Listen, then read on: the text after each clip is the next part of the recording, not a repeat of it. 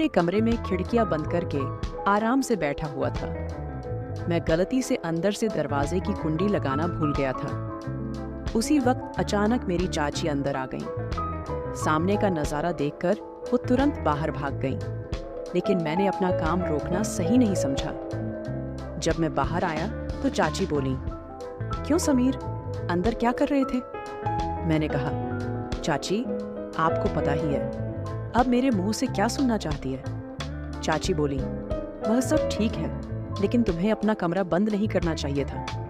मैंने कहा, "चाची, मुझे क्या पता था कि तुम उसी वक्त कमरे में आ जाओगी?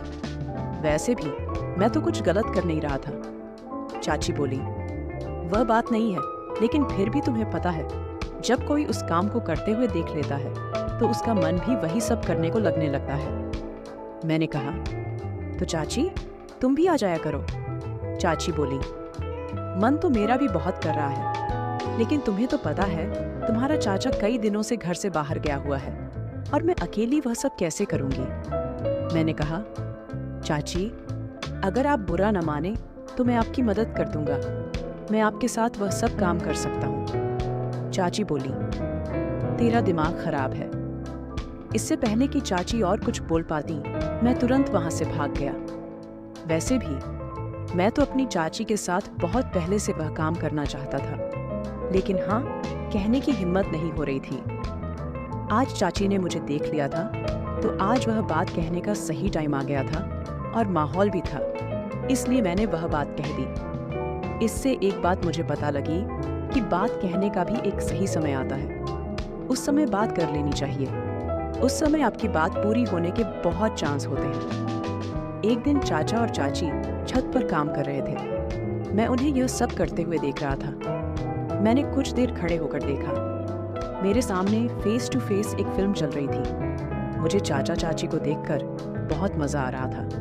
चाचा अपनी सारी जान लगाकर काम कर रहा था। उस समय मेरी शादी नहीं हुई थी। मैं 22 साल का हूँ और मेरी चाची बहुत खूबसूरत थी। वह हमेशा मेरे साथ मजाक मस्ती करती रहती थी। चाची और मेरे बीच एक अच्छा दोस्ती वाला रिश्ता था। जब चाची हमारे घर में नई नई आई थी तो उनमें बहुत घमंड था, और घमंड होना भी चाहिए था, क्योंकि वह किसी से कम नहीं थी। चाची की ऊंचाई और लंबाई बहुत थी। उनकी आंखें गोल और भरी भरी थी। जब वह एक साथ मेरे की तरफ देखती तो मेरा सीना चीर कर रख देती थी। जब मैं कोई बात करता तो वह मुंह टेढ़ा कर लेती थी। तब से मैं समझ गया था कि चाची में खूबसूरती का घमंड भरा हुआ है। चाचा एक प्राइवेट कंपनी में काम करते थे। जहां वो काम करते थे वह हमारे घर से 50 किलोमीटर दूर था। उन्हें वापस आते आते आधी रात हो जाती थी।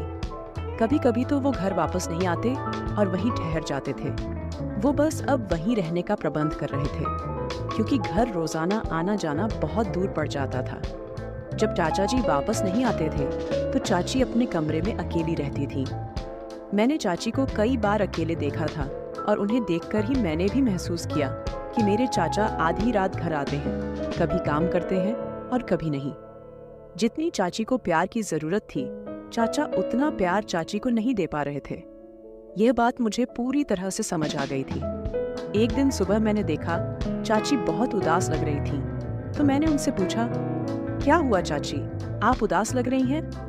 चाची बोली, "मेरी तबीयत कुछ ठीक नहीं लग रही।" फिर मैंने उनके लिए मेडिकल स्टोर से दवाई ले आई। दवाई खाकर चाची अपने कमरे में चली गई। थोड़ी देर बाद उनका हालचाल पूछने के लिए मैं उनके कमरे में गया तो देखा कि उन्हें काफी बुखार था।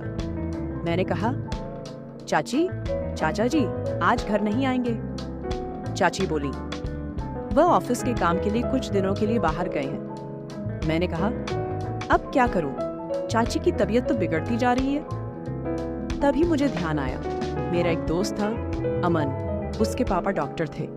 मैंने तुरंत अमन को फोन किया और कहा, "अमन, तुम्हें एक काम करना है।" वह बोला, "हाँ, बताओ क्या काम है?" मैंने कहा, "तू जल्दी से अपने पापा को मेरे घर भेज दे, मेरी चाची की तबीयत बहुत खराब है।" वह बोला, "ठीक है यार, मैं अभी भेज देता हूँ।" थोड़ी देर बाद अमन के पापा आ गए। उन्होंने चाची को एक इंजेक्शन लगा दिया और कुछ दवाइयाँ लिखी। करीब 1 घंटे बाद चाची को आराम मिल गया। फिर सुबह मैं बाथरूम जा रहा था तो चाची बोली, समीर 1 मिनट आओ मेरे पास। मैं उनके पास गया। चाची बोली, मुझे माफ़ कर दो। मैंने पूछा, किसके लिए?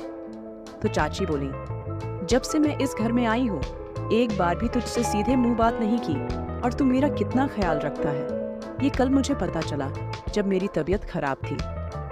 मैंने कहा, चाची कोई बात नहीं, मैं तो तुम्हें अपनी ही मानता हूँ।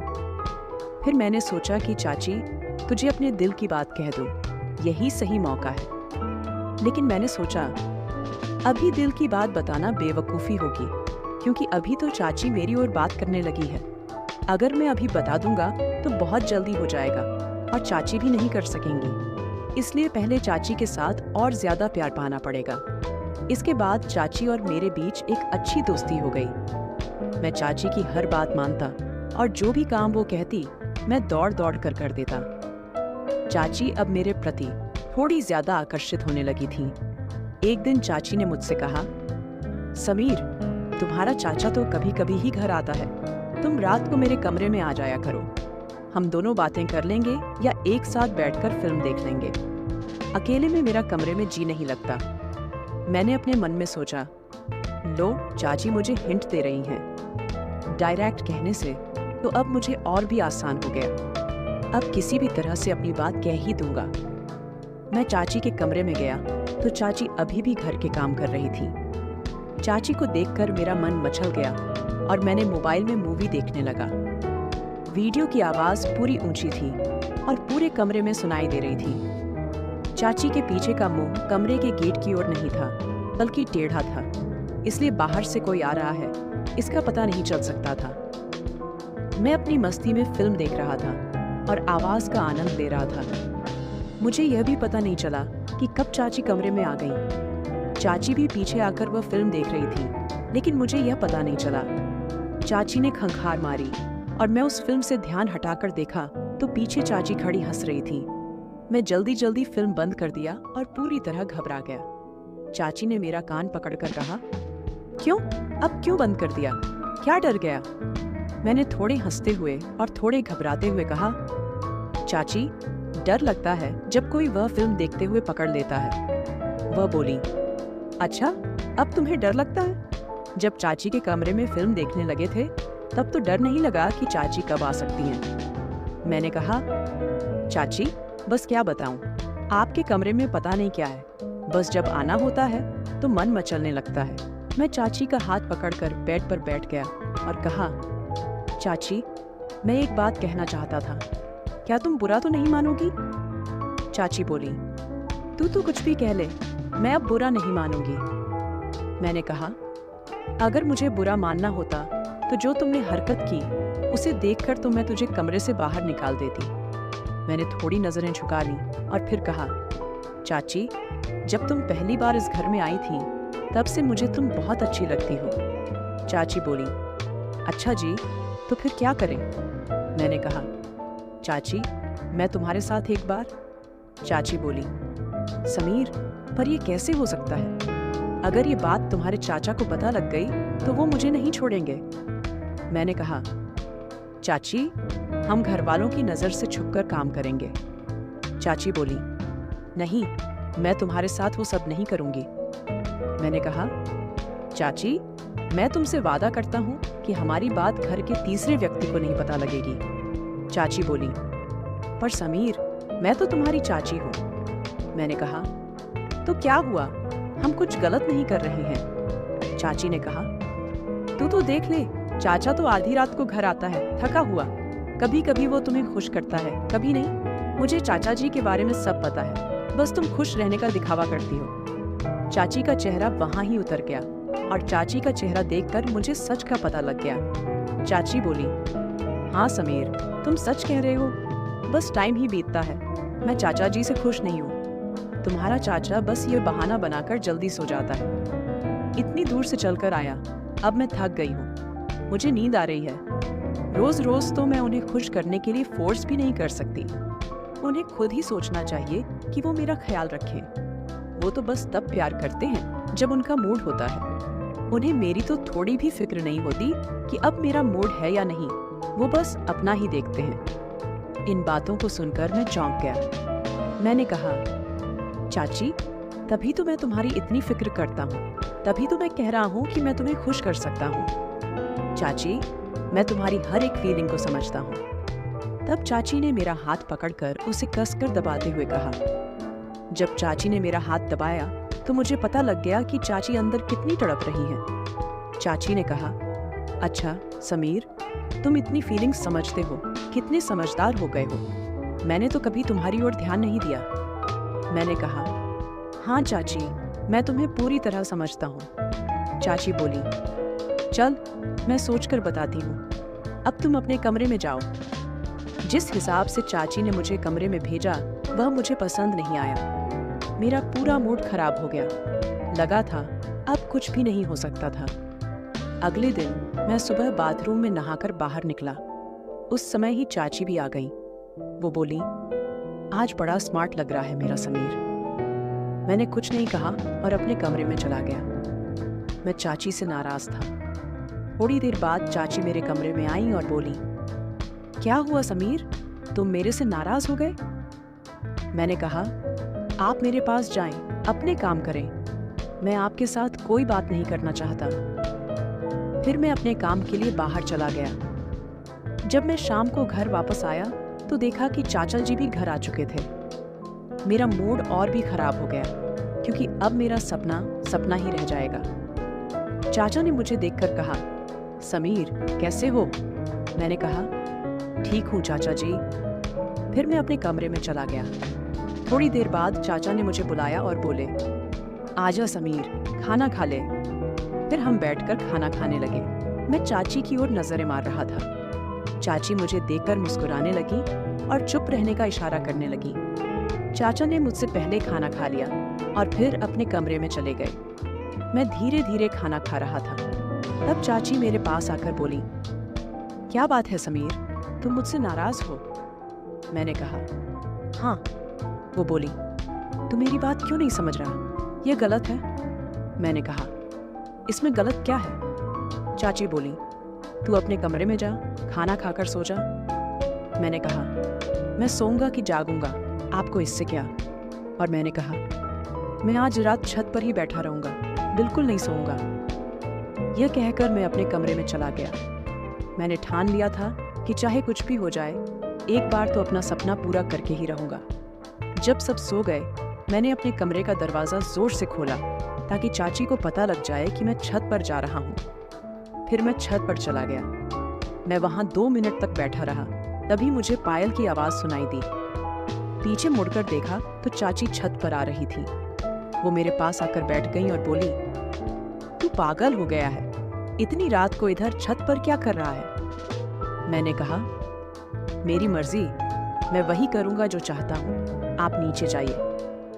चाची ने मेरा हाथ पकड़कर अपने हाथों में लिया और बोली, समीर, अंदर से तो मैं भी तेरे साथ हूँ, पर अब हम वो काम नहीं कर रहे हैं। ये हमारे दोनों के लिए ही अच्छा होगा, क्योंकि जो काम तू मेरे साथ करना चाहता है वो तू एक दिन जरूर करेगा, पर थोड़ा सा सब्र करना और अच्छा होगा। चाची की बात मैंने समझ ली। मैंने कहा, ठीक है चाची। सुबह चाचा ने कहा, समीर, मेरी बात ध्यान से सुन। मैंने कहा, हाँ बताइए। चाचा बोले, मैं तुम दोनों को एक बात बताने आया हूँ। मैं अब दोबारा वापस नहीं आऊँगा। मैं कंपनी के काम से बाहर जा रहा हूँ। लगभग 6 महीने बाद ही वापस आऊँगा। मैंने कहा, अच्छा चाचा जी। चाचा बोले, हाँ, और अब इस घर की जिम्मेदारी तेरी है। तू अपनी चाची का भी अच्छे से ख्याल रखना। मैंने कहा, चाचा जी, आप बेफिक्र रहें। मैं इस घर की जिम्मेदारी संभाल लूंगा और इसे खुद ही संभालूंगा। और रही बात चाची की, तो चाची का मैं बहुत ख्याल रखूंगा। आप बेफिक्र रहें। चाचा ने कहा, अब से 1 घंटे बाद मेरी ट्रेन है। फिर मैंने चाचा को स्टेशन पर छोड़ने चला गया। जब मैं घर वापस आया तो चाची का मूड बिगड़ा हुआ था। चाची रो रही थी। मैंने कहा, चाची क्या हुआ, आप क्यों रो रही हैं? तो चाची बोली, रो क्यों नहीं, और क्या करूं? तेरा चाचा पहले भी कई दिनों बाद आता था और अब तो सीधा 6 महीने के लिए चला गया। यह कहकर वो और भी रोने लगी। मैंने चाची को बिस्तर पर बिठाकर कहा, चाची, कोई बात नहीं, चाचा ने अपने काम के लिए जाना ही था और मैं तो हूँ आपके साथ, आपका ख्याल रखने के लिए। ये कहते ही चाची ने मुझे गले लगा लिया।